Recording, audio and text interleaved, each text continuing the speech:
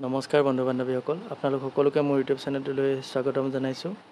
আজি আমাৰ বহু প্ৰত্যাশিত গ্ৰেজুৱেট টিচাৰৰ ৰিজাল্টসমূহ ইতিমধ্যে ঘোষণা কৰা হ'ল। মই যিহেতু গ্ৰেজুৱেট টিচাৰৰ লগত জড়িত, কাট-অফকে আদি কৰি বিভিন্ন ধৰণৰ ভিডিঅ' মোৰ এই ইউটিউব চেনেলটোত বনাই আছিলোঁ।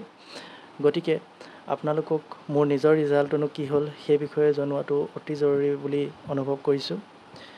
মই আপোনালোকক জনাব বিচাৰিছোঁ যে মই এই পৰীক্ষাটোত পাছ কৰিবলৈ সক্ষম হৈছোঁ। মই যিহেতু OBC আছিলোঁ, গতিকে মই 67.50 নম্বৰ লাভ কৰিছোঁ। মই OMR চেক কৰি যিটো নাম্বাৰ পাইছিলোঁ, একজেক্ট সেইটো নাম্বাৰে পাইছোঁ। নম্বৰত কোনো ধৰণৰ হ্ৰাস বা বৃদ্ধি হোৱা নাই। এতিয়া আপোনালোকৰ যিসকলে পাছ কৰিলে সেইসকলে কমেণ্ট কৰি জনাব, আৰু কিমান নম্বৰ লাভ কৰিবলৈ সক্ষম হৈছে নিশ্চয় কমেণ্ট কৰি জনাব বুলি আশা কৰিলোঁ। যিসকল সফল নহ'ল তেওঁলোককো মই এই সময়ত এটাই কথা ক'ব বিচাৰোঁ যে আপোনালোক হতাশ নহ'ব।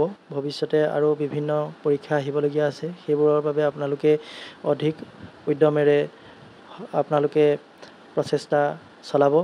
আপোনালোকো নিশ্চয় এদিন সফল হ'ব।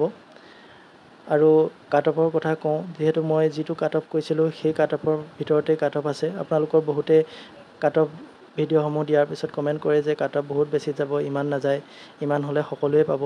কিন্তু আমাৰ যিবোৰ অভিজ্ঞতা বিভিন্ন পৰীক্ষা দিয়াৰ আৰু নিজৰ অনুমানৰ পৰা মই যিটো ৰেঞ্জত কাট-অফ যাব বুলি কৈছিলোঁ, একজেক্ট সেইটোতেই গৈছে। 1-2 নম্বৰ ইফাল সিফাল হ'ব পাৰে, কিন্তু অনুমান কৰা কাট-অফ এটা ইমানো একেবাৰে সঠিককৈ ক'ব নোৱাৰি। কিন্তু মই যিটো কাট-অফ আগবঢ়াইছিলোঁ সেই কাট-অফটো ওচৰে পাজৰে কাট-অফ আছে।